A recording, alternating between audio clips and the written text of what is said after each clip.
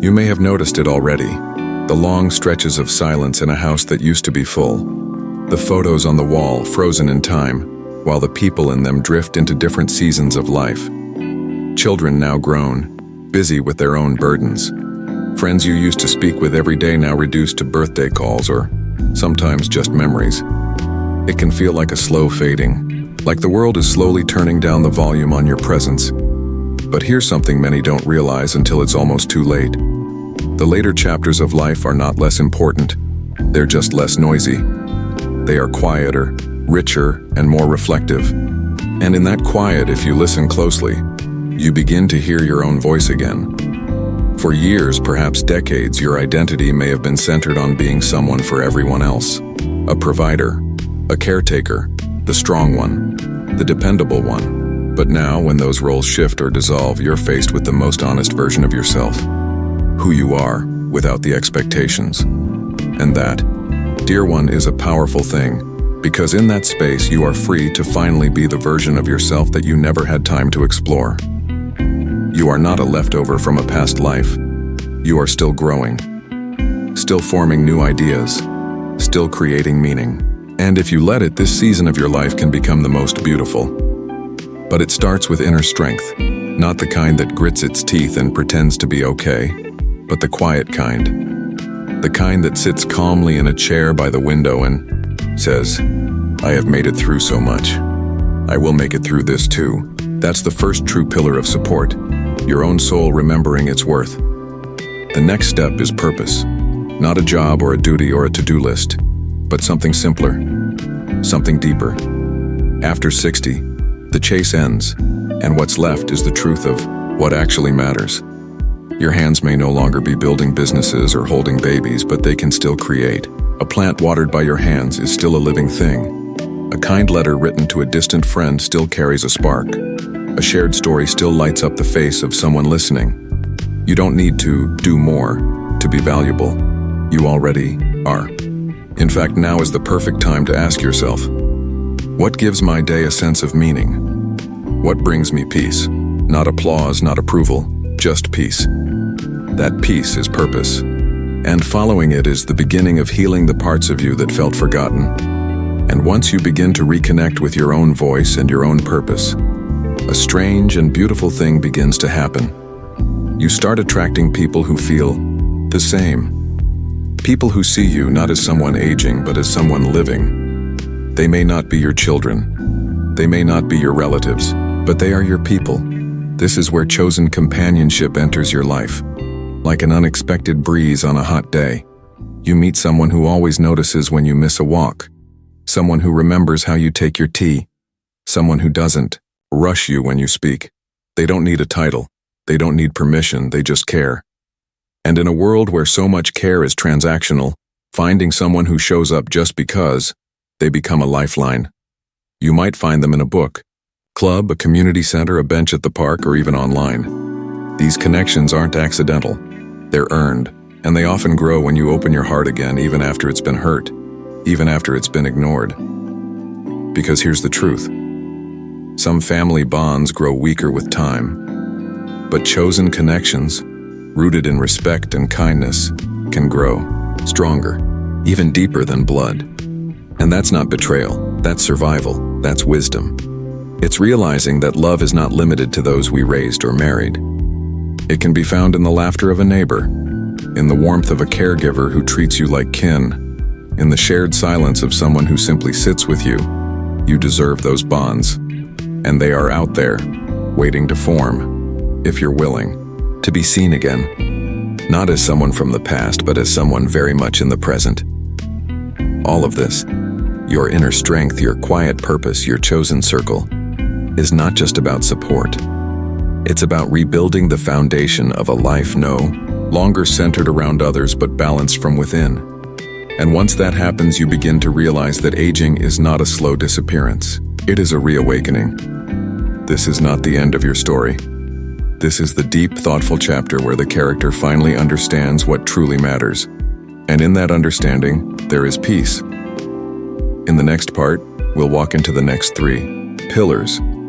Unusual, powerful sources of strength that don't just carry you through this season, They lift you higher. But for now, rest in this truth. You are still here. You still matter. And there is so much more life waiting for you than you've been led to believe. Not all pillars are obvious. Some don't stand tall like monuments. They aren't made of stone or wood. They're softer. They live in the spaces between moments, in the echoes of conversations and in the quiet places we rarely talk about. And yet, they hold us up when nothing else does. In part 1, we explored the strength that comes from within, your own voice, your purpose beyond titles, and the friends you choose who become family. But there are still 3 more pillars, less visible but just as powerful.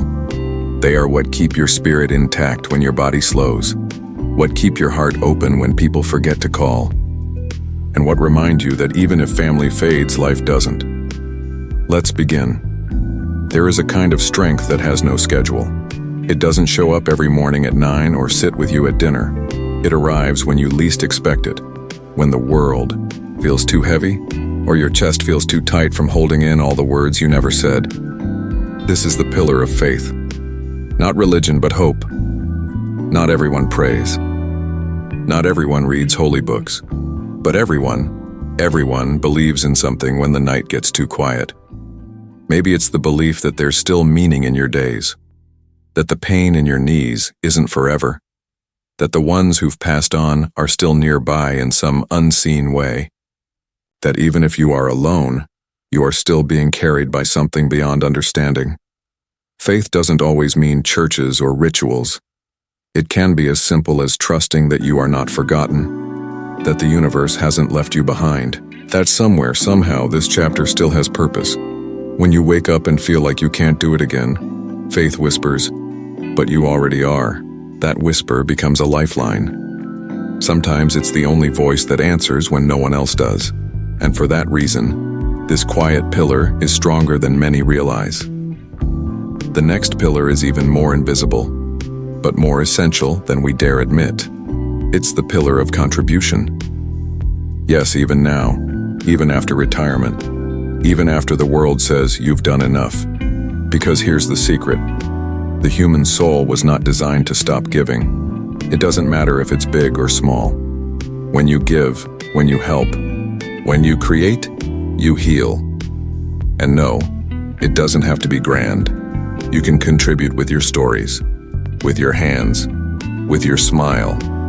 When you teach someone how to cook your favorite soup, you're giving. When you compliment someone at the market, you're giving. When you write a letter, when you encourage a friend, when you pick up trash on your daily walk, you are adding to the world, and it adds back to you. Contribution gives you dignity, because it reminds you that you are not just here to watch life happen. You are still shaping it. You may not be on a payroll, but your impact is priceless. Even one act of kindness a week becomes a thread in someone else's safety net. It tells the universe, I am still here, I still care, I still count. That kind of quiet courage is what the world needs more than ever. And finally, we arrive at the 6th pillar, the one most people never think to build, the one that feels selfish, but isn't, the pillar of self-compassion. Yes, dear, kindness toward yourself. Because here's a truth few will say out loud. We forgive our children. We forgive our spouses. But we hold ourselves hostage for things we did decades ago. We replay regrets, words we wish we never said, moments we wish we could go back and do over. But the weight of your past is not meant to be your prison. It was part of your journey. You were doing your best, with what you had, with what you knew, and with the strength you could muster at the time. You are not the same person you were 10, 20, 40 years ago. You have the right to look at your old wounds and say, I release you now. You have the right to rest without guilt, to enjoy your own company without shame, to speak kindly to yourself the way you would to a child, because you are still growing, still deserving, still enough. Self-compassion is not weakness. It is the deep breath that brings your heart back home. It is the final, unshakable pillar that no one can take from you. So now you know them all. The 6 quiet, powerful and essential supports that can carry you through life after 60, even when family grows distant.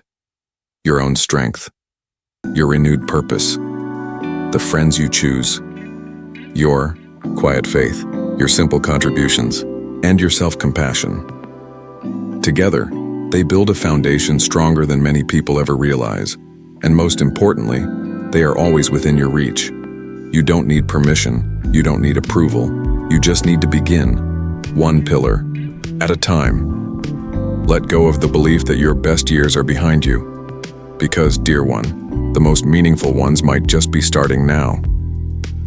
In the next section, we'll bring these 6 pillars to life with real examples and practical ways to build them daily, no matter your age or situation, so stay with me. This story is still unfolding, and it's about you. You know, it's one thing to talk about pillars in theory, but it's something else entirely to live them, to feel them settle under your feet when the world feels unsteady, to know in your bones that even if others walk away, you will not fall. Let's bring these 6 pillars to life. Let's place them gently into your everyday reality. Because these aren't just ideas, they're habits, they're moments, they're choices you get to make starting now. Let's begin with the first one, your inner strength. You may not realize how much strength you already carry. Not the kind people applaud, but the quiet kind. The kind that keeps going when no one's watching. The kind that says, I will find a reason to smile today even if no one gives me one. So how do you strengthen that pillar? Start with your morning, not the chores, not the bills. Just you. Before you reach for your phone, your walker, your schedule, sit, breathe. Put one hand on your chest and say, I am here. I am still becoming. You'd be surprised how much those few words can anchor you. Write in a small notebook one thing you're proud of. It doesn't matter if it's from today or 30 years ago. Just one thing that reminds you. You've lived through storms and still have roots. Every act of remembering your strength builds it. Now, the second pillar, your sense of purpose. Purpose doesn't need to be loud, it doesn't need to be busy, it needs to be real. Ask yourself this: what gives my day color? Is it your garden? Is it the way you greet your neighbor? Is it the old songs you hum when you're cooking? Whatever that little light is, follow it. Let it grow. If you enjoy knitting, knit a blanket for someone in a shelter. If you love reading, start a tiny book circle with just one other person. If you know how to cook, teach someone your secret recipe over the phone. Purpose is simply this: using your time in a way that adds life to yourself and to someone else. Even 5 minutes of doing something meaningful gives your soul the oxygen it's been missing. Then we arrive at the third pillar, chosen companionship. This one may take courage, especially if you've been let down. Especially if your circle has grown small. But connection is a muscle, and it needs stretching. Try this. Once a week, make contact. Write a short letter to an old friend. Strike up a gentle conversation at the park. Join a free group in your area. Many exist for walking, crafting, or even storytelling. And if you feel brave, ask someone a question no one's asked them in a while. How are you, really? Even just one true friend can hold you up through storms that even family can't face with you. And what if you're afraid of being rejected? Then remind yourself of this. Rejection is not a sign that you are unlovable. It's just a sign to try a different door. Now the fourth pillar, faith, or the deeper hope that carries you. This is deeply personal, and no two people feel it the same way. For some, it's God. For others, it's nature, music, the stars, or a quiet inner knowing. You don't need rules, you need rhythm.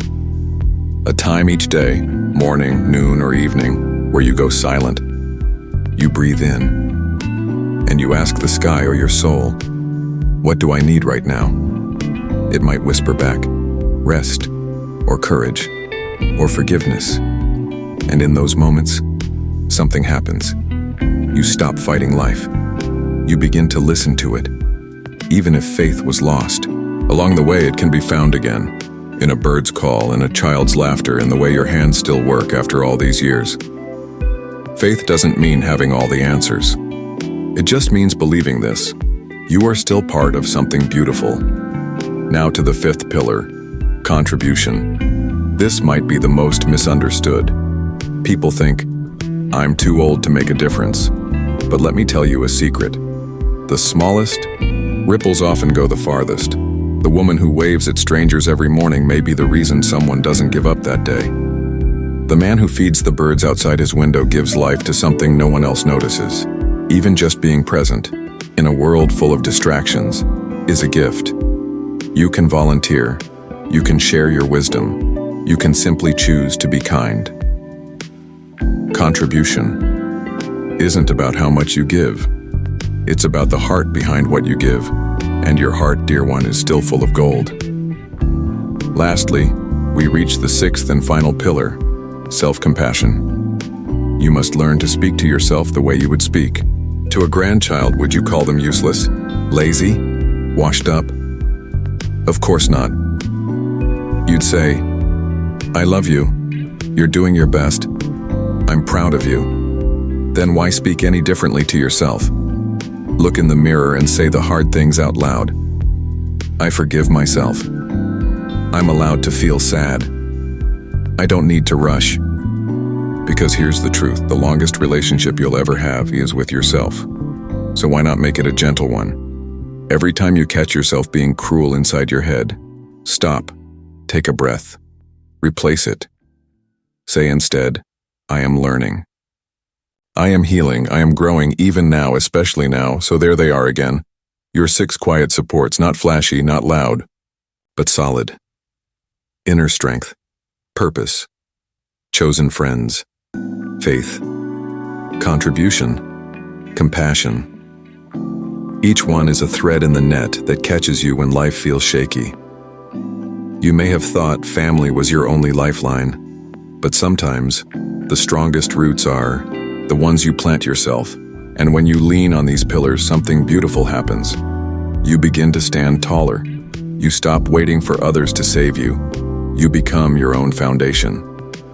In the final part of this journey, we'll reflect on how to hold these pillars when life tests you, and how to turn your wisdom into legacy, something no one can take away.